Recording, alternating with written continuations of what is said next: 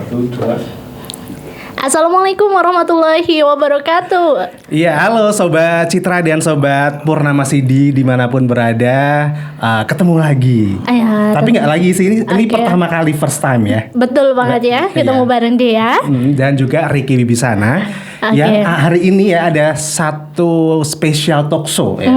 Yang sangat spesial ya, karena narsumnya juga spesial juga. Benar banget. Karena pada kesempatan kali ini kita jumpa di acara yang sangat spesial, yaitu Lintas Topik. Lintas Topik ya. Ini Ricky baru aja denger nih Lintas Topik ini baru pertama kali kayaknya di Citra FM dan Purnama Sidi. Iya, benar banget ya. Iya. Dan program ini merupakan juga kolaborasi di Radio Citra FM dan juga Radio Purnama Sidi Wonosobo. Ini jarang-jarang banget loh Purnama Sidi dan Citra FM berkolaborasi. Benar banget ya.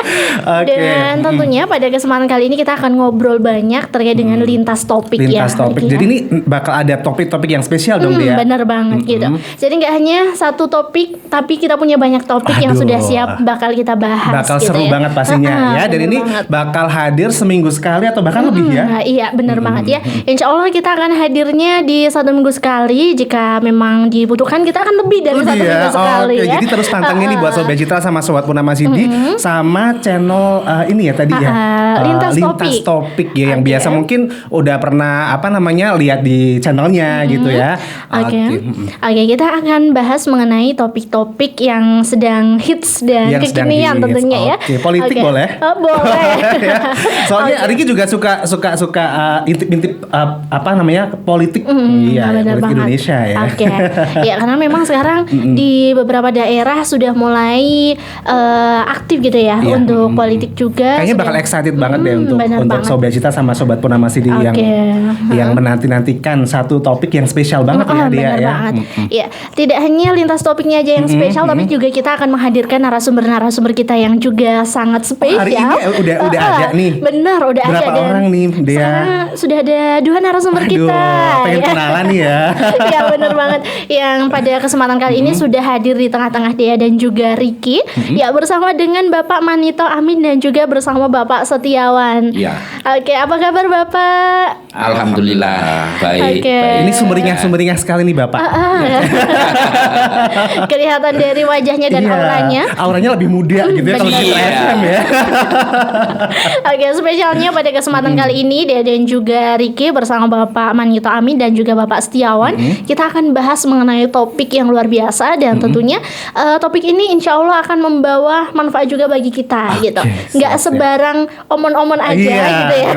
Omon-omon gitu. Benar. Tapi di sini kita juga bakal mengupas terkait juga topik-topik yang memang harus diketahui publik. Hari ini kalau boleh tahu topiknya tentang apa sih dia? Oke, kalau tentang apa setelah ini kita masih ada moderator dan juga host juga. Siapa nih moderatornya ya? Ternyata bukan Ricky dan bukan Denga ya. Ini bakal lebih spesial lagi moderatornya ya. Bener banget ya. Dan tentunya di acara Lintas Topik kita tidak hanya mendatangkan narasumber aja, tapi juga host yang memang sudah ada di bidangnya. Sudah melanglang buana kemana-mana. Lagi naik daun juga nggak?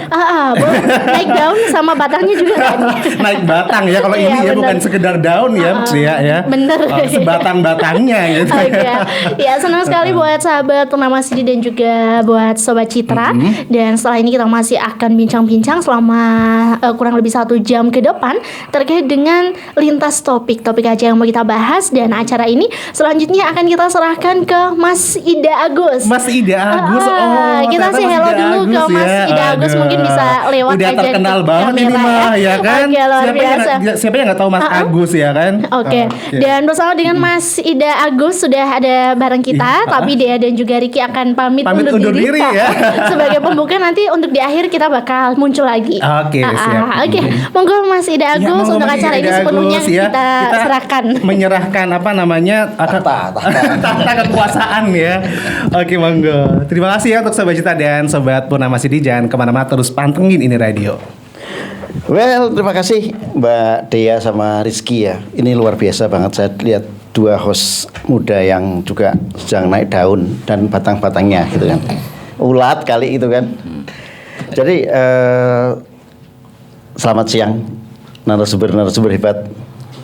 Selamat siang. Nampaknya agak kagok sedikit gitu ya. Ya.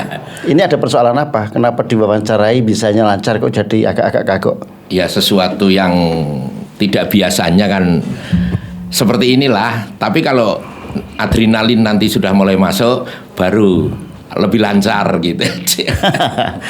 Baik, Sobat Citra dan Purnama Sidi serta channel topik lintas topik, hari ini merupakan edisi perdana ya kita ketemu. Kita akan membahas hal-hal yang berkaitan dengan banyak persoalan, tidak hanya politik, tidak hanya ekonomi, tapi semua hal. Endingnya adalah bagaimana sih kita akan memberikan masukan ke banyak pihak tentang Wonosobo yang lebih baik. Karena bagaimanapun juga Wonosobo lebih baik itu butuh sebuah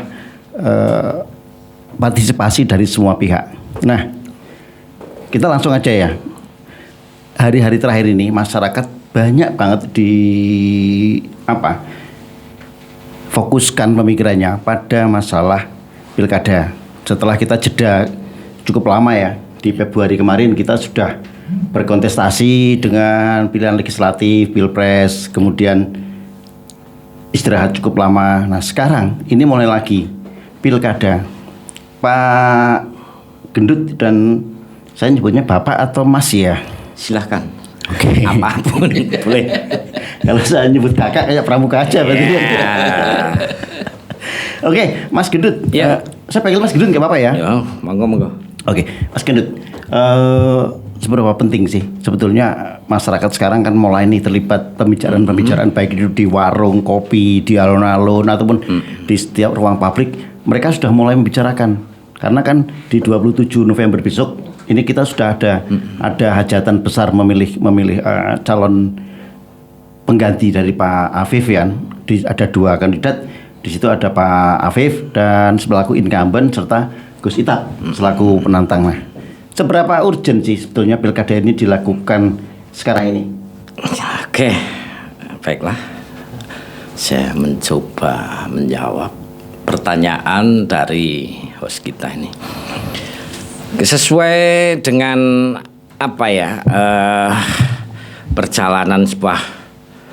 perjalanan politik, artinya sudah terjadwal ketika kemarin kita sudah melakukan pemilihan legislatif. Tahapan berikutnya adalah tentunya pemilihan kepala daerah, baik itu bupati, gubernur. Dalam konteks ini, saya sebagai warga Wonosobo akan lebih expert mungkin ketika kita berbicara lingkup Wonosobo.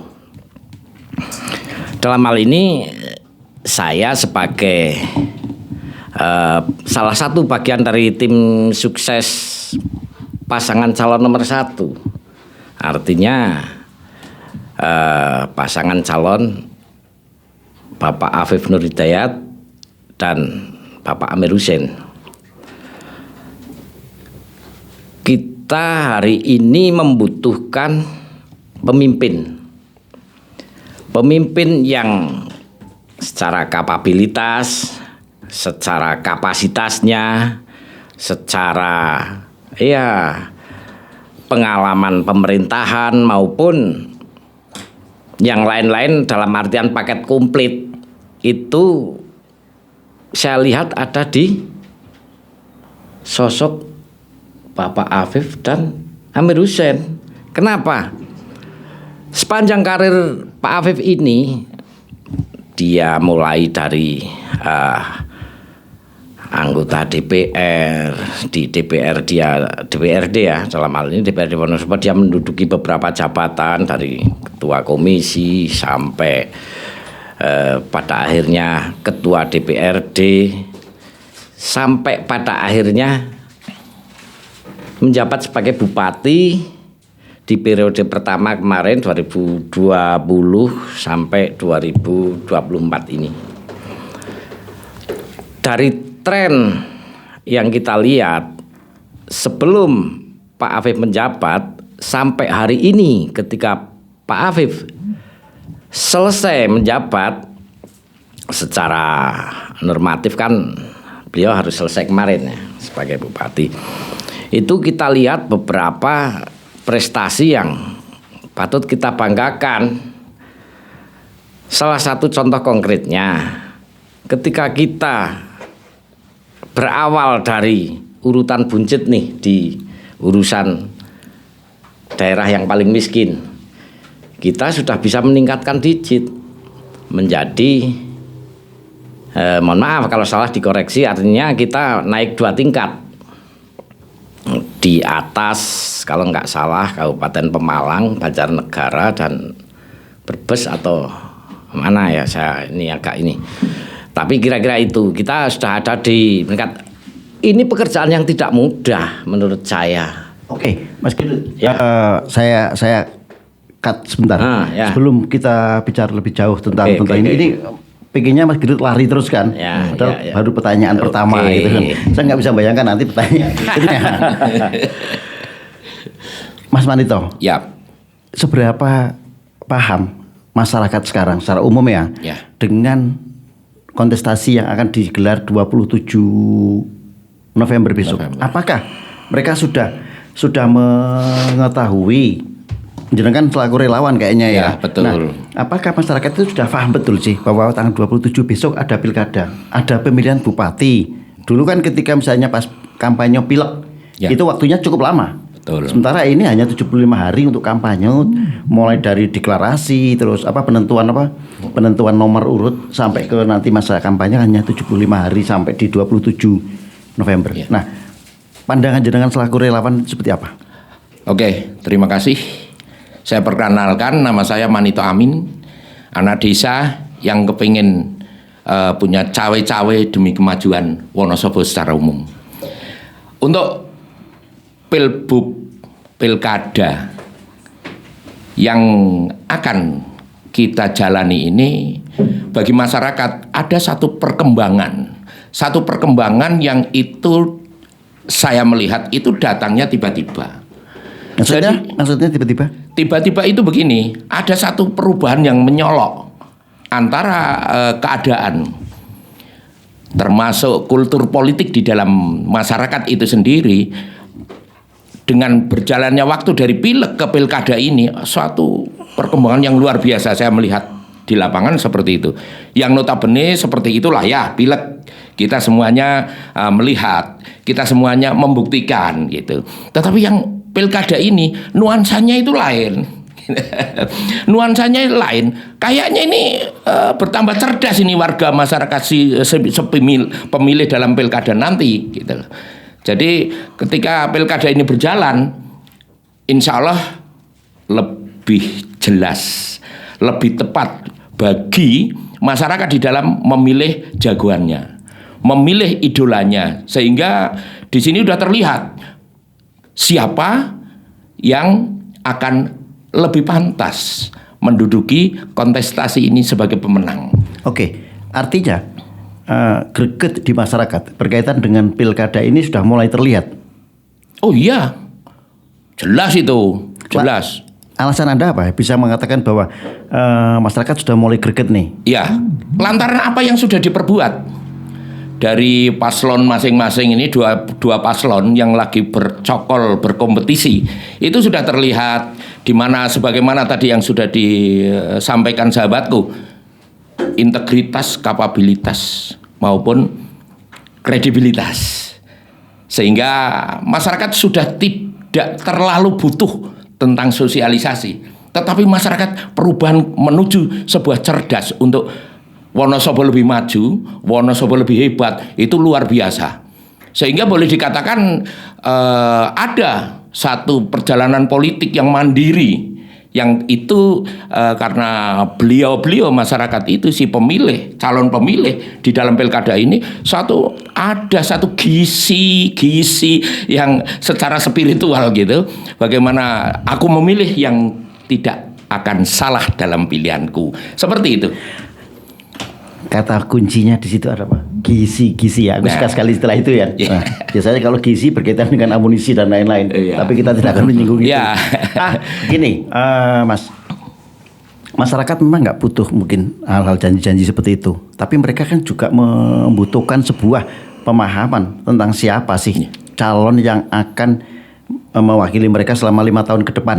Iya. Kebetulan hari ini ada incumbent Mas Afif yang menjadi pasangan dari Pak Husein ya. Kemudian ada di pihak lawan ada Pak Gus Itap ya. Gus Bersama Itap. dengan Sama Mas Sidki. Nah, sebetulnya apa sih yang menjadi dasar dari warga ataupun masyarakat? Kenapa sih saya harus milih? Pertama itu, calon pemimpin seperti apa yang bisa dijadikan rujukan bahwa saya nanti di TPS akan milih Afif, saya akan milih Gus Itap. Nah ini sebetulnya apa nih? Ya, yang ada dalam pemikiran masyarakat sekarang, dengan khususnya saya dari relawan itu memberikan edukasi politik. Yang politik itu tidak harus jahat, politik itu tidak harus kotor, tetapi bagaimana politik mencari pemimpin yang kira-kira itu ke depan mampu melakukan satu pengayoman dan satu perlindungan. Disitulah menuju masyarakat yang sejahtera. Kalaupun sekarang sudah sejahtera, mesti jauh meningkat menjadi lebih sejahtera lagi. Manakala, sebentar, Anda mengatakan bahwa Wonosobo sekarang sudah sejahtera. Ya, untuk ukuran secara umum, dan kebetulan maaf pribadi saya yang sudah tidak suka mencela-cela, tetapi ingin punya peran bagaimana meningkatkan kesejahteraan yang sekarang sudah dimiliki. Sehingga ini peran ini penting gitu. Jadi kalau kita itu pelaku politik hanya mencela, bukan merupakan satu solusi untuk ke depan lebih maju, ke depan lebih hebat secara umum, secara keseluruhan, tidak hanya hebat dalam bidang-bidang tertentu, tetapi secara umum. Dan di sini saya sebagai relawan menyelipkan politik tidak harus kok dengan bahasa yang harus menjatuhkan dan sebagainya gitu. Sehingga saya menyelipkan bahasa filosofi orang Jawa kuno, menang tanpa ngasorake. Lah ini dengan filosofi menang tanpa ngasorake memberikan satu iklim yang sejuk. Ketika kita semuanya merasa tentram dalam pemikiran, pasti timbul ide-ide yang positif. Beda dengan sebuah pertikaian, sebuah permusuhan. Kompetisi yang tidak sehat, artinya marilah kita tinggalkan ideologi politik itu kotor, politik itu keras, politik itu harus menguasai dan sebagainya. Tidaklah. Kalaupun kita menguasai, itu lantaran dari berangkat masing-masing individu masing-masing, berangkat dari kepribadian masing-masing yang sudah dilakukan, yang sudah dibenahi dari diri masing-masing, sehingga merupakan satu gunungan yang secara spiritual itu luar biasa. Sehingga bahasane iki piye ya Mas Agus? Ora gampang kegiur kanan ataupun kiri. Ketika sudah melihat satu fakta nyata, ya itulah idolanya, ya itulah yang harus dipilih, yang lebih logis di dalam kepemimpinan Wonosobo ke depan. Oke, Sebentar, mungkin saya bisa nambahin ya. silakan. Jadi kita berangkat dari dasar dulu. Artinya ketika kita menyadari bahwa semua yang kita rasakan di ruang publik itu adalah hasil dari kebijakan politik. Itu yang harus kita pegang dulu. Pertama, persepsi kita. Semua yang ada di ruang publik itu adalah hasil dari kebijakan politik. Nah, artinya ketika kita memilih seorang pemimpin, pemimpin tersebut juga harus mempunyai kekuatan secara politis. Iya tentu. Ya, apapun yang namanya bupati atau gubernur atau ini kan jabatan politis. Betul sekali. Jadi artinya kalau kita lihat dari parameter itu, hari ini Afif Husein ini didukung oleh hampir Mayoritas partai. mayoritas partai. 12 partai. Kita lihat 45 kursi di DPR, 43 mendukung Afif Husein, dan ada 2 ya dari P3 dan PAN yang ke Gus Itap. Gus Itap sama. Menjadi pikiran kita secara logika berpikir apapun kebijakan dari eksekutif itu patut dan mutlak mendapat dukungan dari legislatif di DPR sana kan. kalau kedua-duanya ini bersinergi secara hitung-hitungan secara politis maupun secara teknisnya ini memungkinkan, saya kira pemerintahan akan berjalan lebih balance, akan lebih indah. Antara legislatif dan eksekutifnya ini akan selaras. Ya, itu yang kita harapkan. Ini akan berimplikasi pada kebijakan-kebijakan yang harus dieksekusi oleh bupati maupun wakil bupati ini menjadi lebih ringan. Kalau kita mau berbicara agak ekstrem sedikit, meminimalisir penjagalan kebijakan di parlemen. Betul. Oke, Mas, Seperti itu.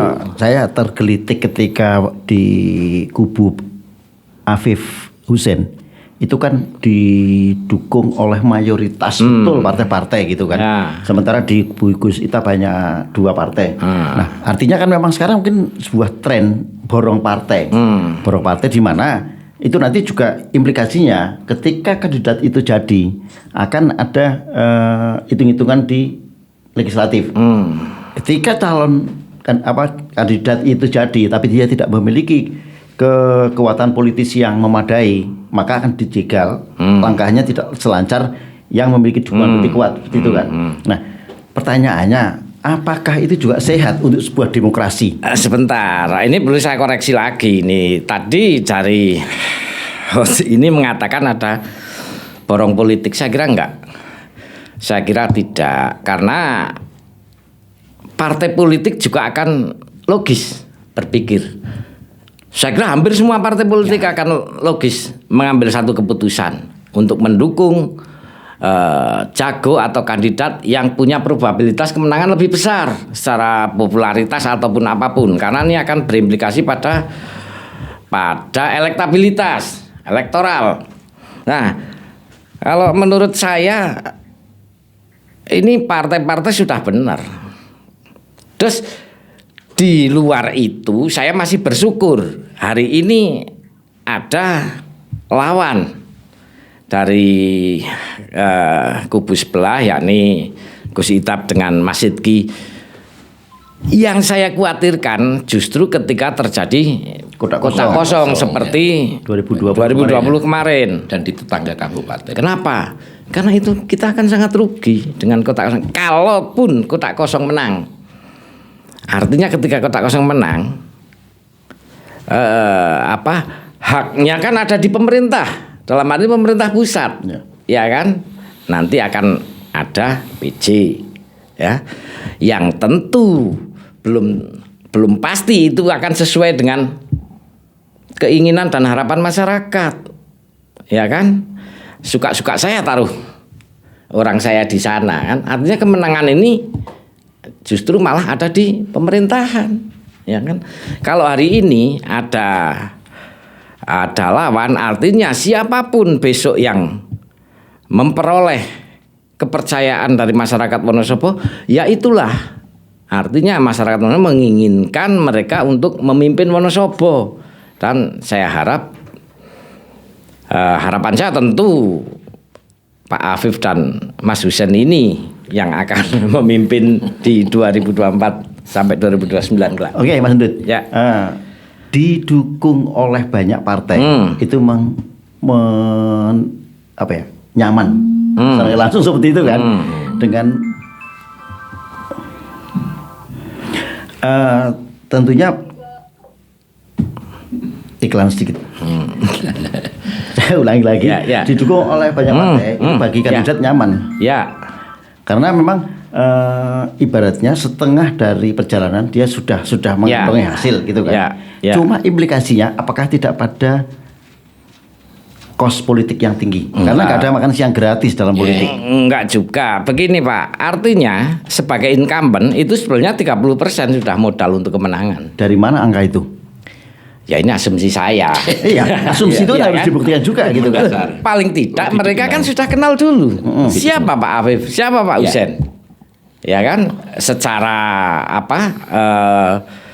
secara teknis tidak perlu kita mensosialisasikan lebih berat. tinggal kita menunjukkan prestasi-prestasi beliau ketika beliau menjabat. Kan begitu. Beda cerita dengan mereka penantang yang hari ini datang. Kira-kira masyarakat banyak yang sudah tahu apa belum? Kan belum juga.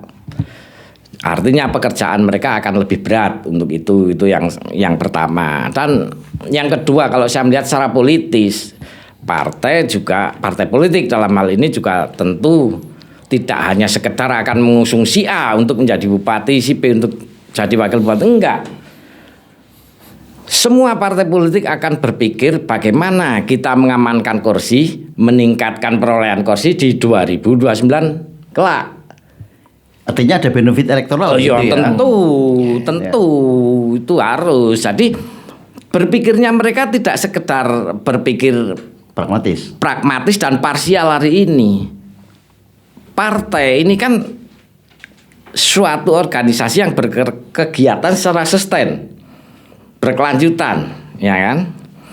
Ya, kalau kita lihat hari ini, mohon maaf, artinya ini kembali lagi ke Pak Afif ya, Pak Afif yang kebetulan hari ini juga masih sebagai ketua DPC PDI Perjuangan. Kursinya naik, ya kan? Prestasinya juga oke. Nah, tentu kita juga akan sodorkan beberapa prestasi dari Pak Afif. Jadi by data, bukan karena omon-omon. Oh. Begitu kira-kira, Mas. Artinya begini, publik akan disuguhi dengan capaian-capaian yang tentu terukur dan bisa dipertanggungjawabkan. Iya. Seperti itu ya. Iya. Nah, Mas Manito, Siap. relawan ini kan sebuah komunitas yang sama sekali tidak ada kaitannya dengan partai. Ya. Oke lah, tadi dikatakan bahwa kalau partai ya nggak ada makan siang gratis. Jujur aja seperti itu kan. Tapi kalau relawan ini saya melihat militansinya luar biasa. Sejauh mana relawan Mas Manito membawa bendera apa? Saya pakai bendera R2P. R2P. Nah. Ya. Relawan Afif 2 periode. R2P, relawan Afif 2 periode. Ya. Sejauh mana kiprah dari R2P ini? Ya, sebenarnya sedikit saya menambah yang tadi Bang Setiawan ini menyampaikannya. Kompetisi awal itu tidak pada saat ini untuk pilkadanya, tetapi dalam menuju syarat lengkapnya sebagai paslon di KPU itu sebenarnya sudah ada kompetisi. Kompetisi apa? Untuk mendapatkan dukungan. Itu jadi tidak fokus kompetisi sekarang itu merupakan satu final, tidak, tapi awalnya pun para paslon sebenarnya sudah sama-sama berupaya. Hanya yang paling punya kans besar adalah beliau Pak Afif yang kebetulan ketua partai dan partai besar sehingga lebih mudah. Kembali kepada persoalan relawan. Relawan awalnya itu kan saya memimpin untuk deklarasi yang awal, bahkan boleh dibilang Koalisi Indonesia Maju yang akhirnya walaupun tidak serta-merta membawa bahasa Koalisi Indonesia Maju, tetapi nyatanya, faktanya itu di Wonosobo Pak Afif itu didukung oleh Koalisi Indonesia Maju yang masing-masing partainya secara masing-masing itu berjalan satu persatu masuk dan akhirnya mempunyai sebagaimana yang kita lihat semuanya. Jadi boleh dibilang itu ada plusnya karena yang semula partai belum mendukung menjadi mendukung sebagai syarat menjadi paslon. Kita tunjuk saja PKB gitu. Nah, kembali kepada relawan. Relawan itu sebenarnya kalau dikatakan orang relawan itu kan orang buangan yang tidak jelas identitas partainya dan sebagainya, enggak juga kok. Di antara relawan kita itu banyak kok yang konstituen partai. Konstituen partai itu kan tidak harus menampakkan dirinya sebagai pengurus dan sebagainya, tidak. Kita multi dan dalam pergerakan relawan itu tidak ada identitas partai satupun. Sehingga kalau dari diantara kami relawan dalam satu grup relawan kemudian ada yang kepingin membelokkan dan itu sudah kami antisipasi. Kalau kita bicara relawan ini teknik ke dalamnya. Kemudian ini keluar untuk sebuah dukungan. Pahamlah kita. Relawan karena jagoan kita itu dari ketua umum PDIP di Wonosobo, sehingga pangsa pasar kita itu lebih kepada yang tidak konstituen PDIP. Artinya relawan itu mengolah ceruk yang belum terbentuk gitu ya. Betul sekali. Lah kebetulan R2P itu punya ikon, yaitu audio. Apa tuh Mas? Sistem unggulan kampanye kita nanti itu pakai audio. Yang itu kemarin Pilpres itu ternyata saya lihat itu menjadi magnet yang luar biasa untuk menarik Gen Z maupun Gen 0 yang konon itu ada 56 pemilih aktif. Artinya pemilih aktif itu pemilih yang susah untuk keliru lah. Jadi niat di dalam dirinya bisa diwujudkan di dalam pemilihannya di bilik.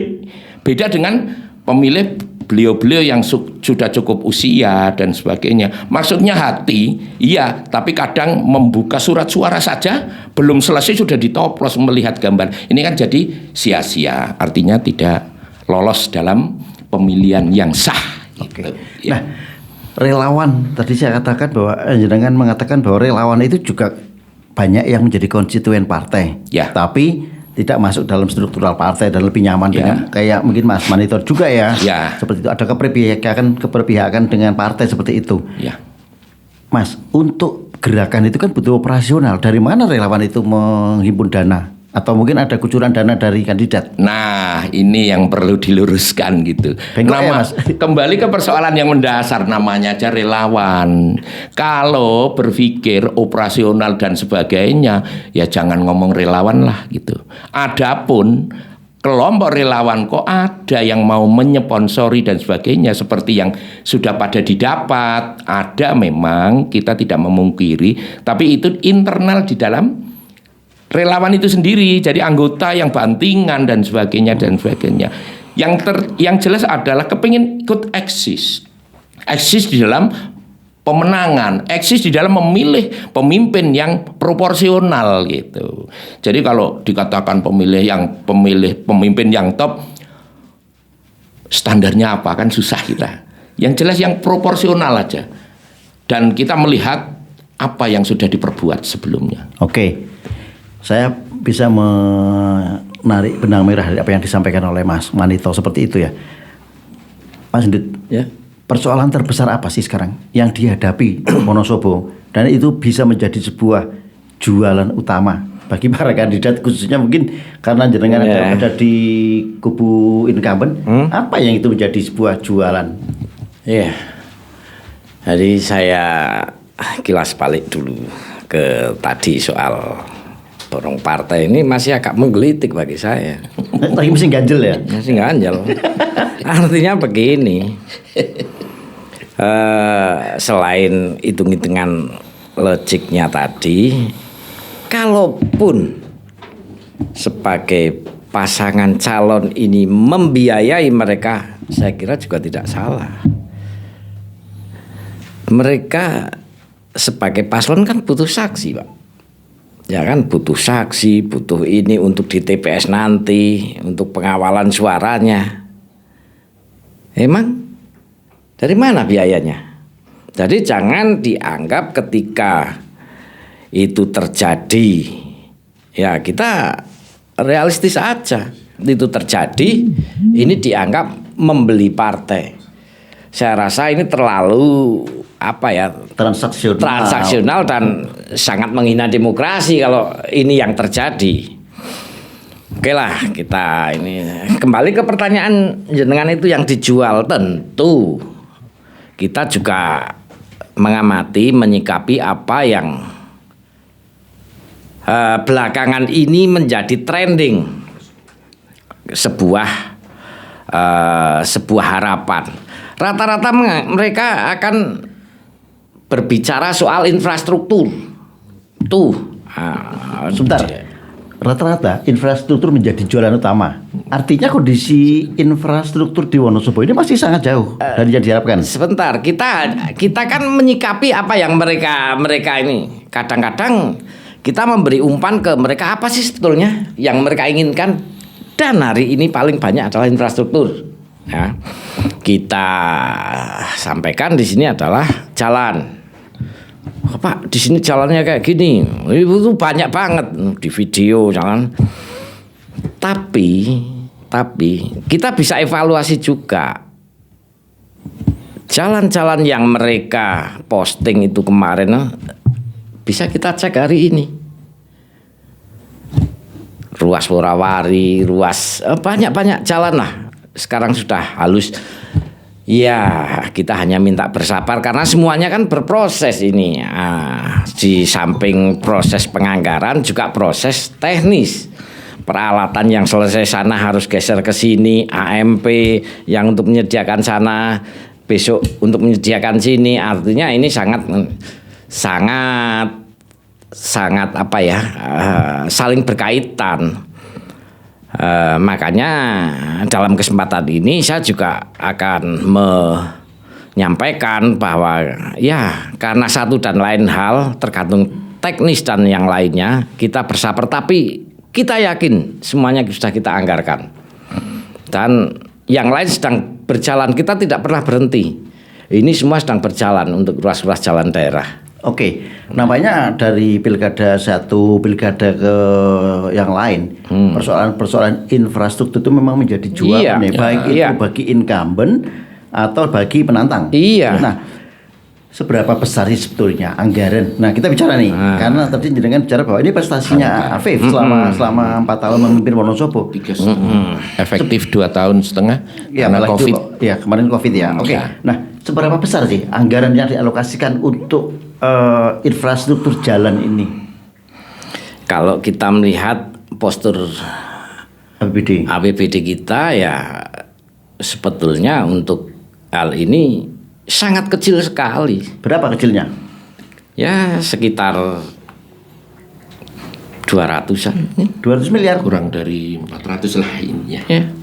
Sementara ada hampir 500 sekian kilometer jalan daerah yang harus kita selesaikan, kita rawat. Artinya kalau dengan luas jarak 500 kilometer butuh berapa sih?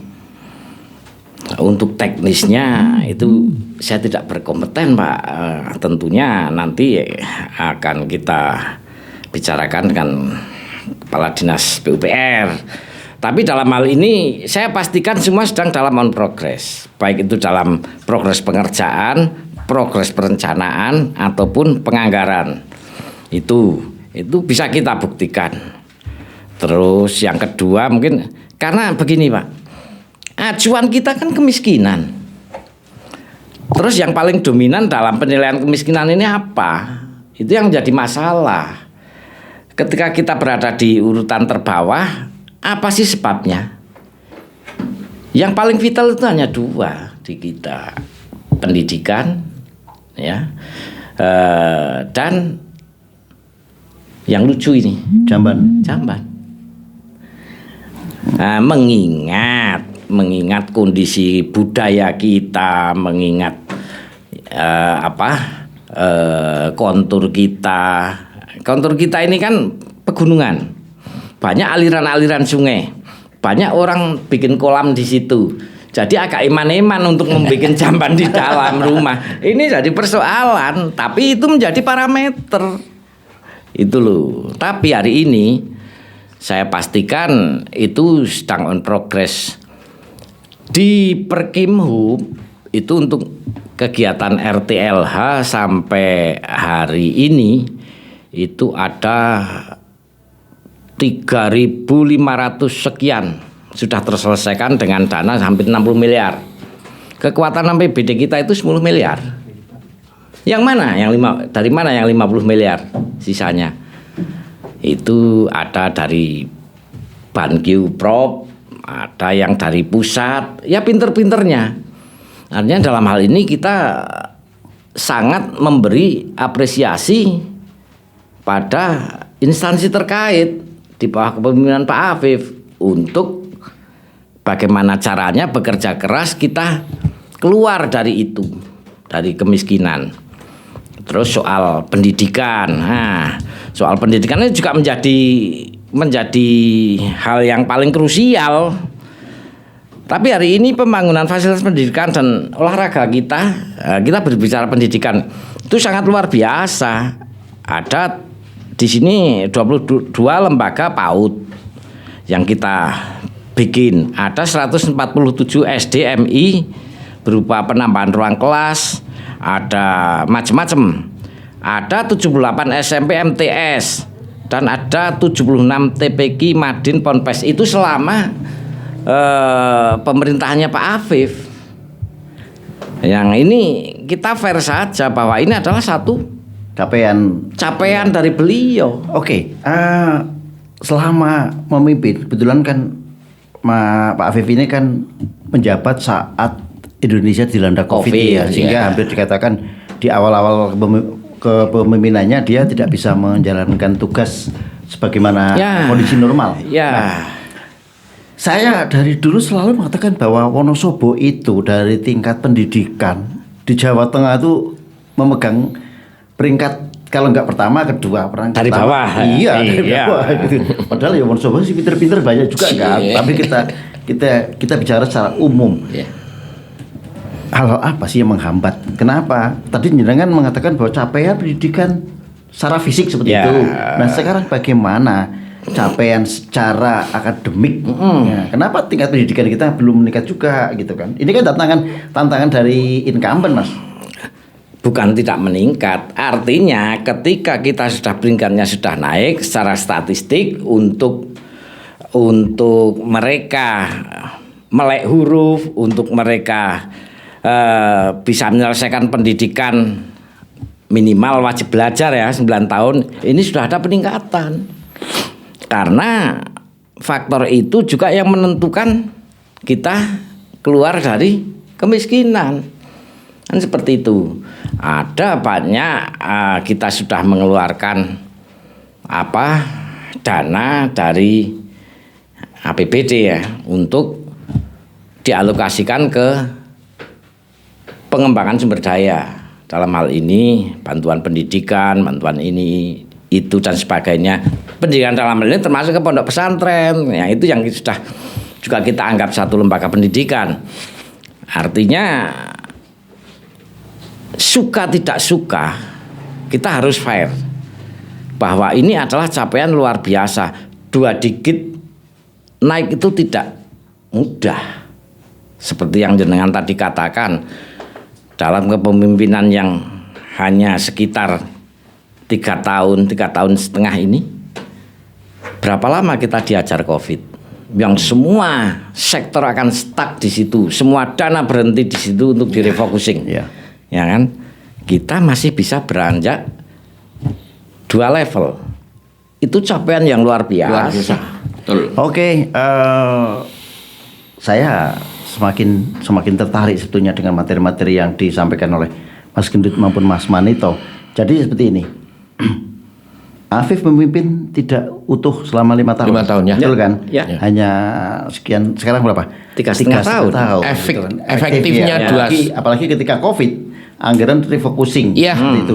Nah, cuma di tengah keterbatasan itu, apa yang disampaikan oleh Mas Gendut tadi kan, beliau berusaha untuk memberikan yang terbaik bagi Wonosobo kan, terutama infrastruktur maupun bidang-bidang yang lain gitu kan. Nah, sayangnya waktu sudah terbatas nih Mas, iya kan? Waktu sudah dada gitu kan. Next time ya kita coba lagi, tapi setidaknya ini menjadi awalan untuk memberikan edukasi bagi publik bahwa jangan deh kita alergi dengan politik, jangan deh kita antipati dengan kegiatan politik. Karena apa? Kehidupan kita diatur oleh produk-produk politik. Betul. Nah, kalau kita alergi, kita menjaga jarak dengan politik, nanti yang muncul adalah pemimpin-pemimpin yang justru merugikan bagi kita gitu kan. Ketika orang baik kok tidak peduli dengan politik, maka politik akan diisi orang-orang jahat. Ya, dan saya yakin 2 orang yang di depan saya ini orang-orang baik semua gitu. Tapi insya Allah. Oke, terima kasih Mas Gendut dan Mas Manito untuk kehadiran di hari ini.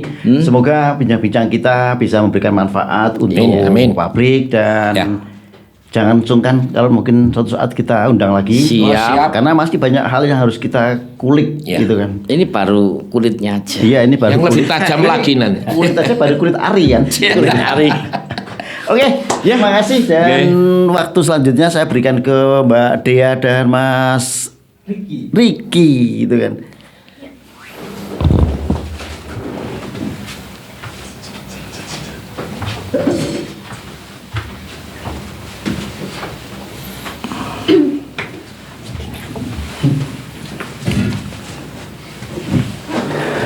Ya, Sobat Citra dan Sobat Purnama Sidi ya. Waduh, nih kita balik lagi nih dia.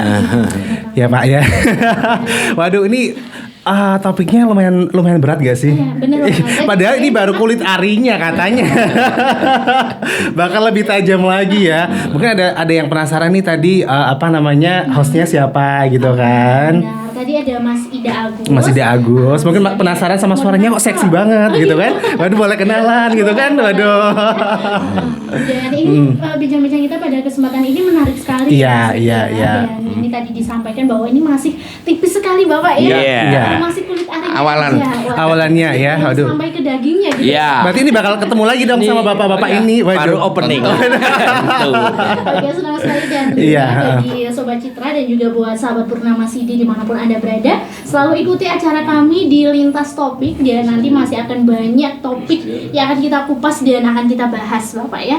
Ya, kami nanti akan Siap. kembali untuk bincang-bincang kembali di Lintas Topik. Terima kasih banyak atas kebersamaan kita pada kesempatan kali ini. Iya. Bapak Manito Amin dan juga Bapak Setiawan ya. Bapak Setiawan ya. Oke, bakal ketemu lagi ya. Iya. Baik ya. Terima kasih banyak Iya. ya dan juga Gimana Mbak? Mas Riki. Iya, oke. Mbak dan Mas ya. Ini Mbak Mas Wonosobo ini Duta Wisata ini. Iya. Oke, sekali lagi terima kasih ya Pak ya. Iya. Iya, ini semoga ketemu lagi. Tetap jaga kesehatan Pak. Siap. Iya, biar bisa berbincang lagi.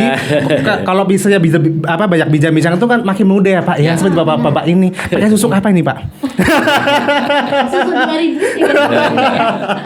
Iya, oke. Oke, terima kasih. Gitu aja kali ya. Ada kita dan terima kasih juga untuk pendengar radio Citra FM dan juga radio Purnama Sidi dimanapun Anda berada Ya. dan juga untuk pemirsa channel YouTube. Oh iya, iya di Citra FM dan Purnama Sidi juga ada ya di YouTube dan Instagram ya. Oke. Dan selalu nantikan informasi talk show kami dan selalu ikuti dan kami mohon pamit undur diri pada Ya. kesempatan kali ini dan akhiri dan juga kita Saya- beri bersama-sama. Yap. Oke. Jadi kita mohon pamit. Wassalamualaikum warahmatullahi wabarakatuh. Waalaikumsalam warahmatullahi wabarakatuh.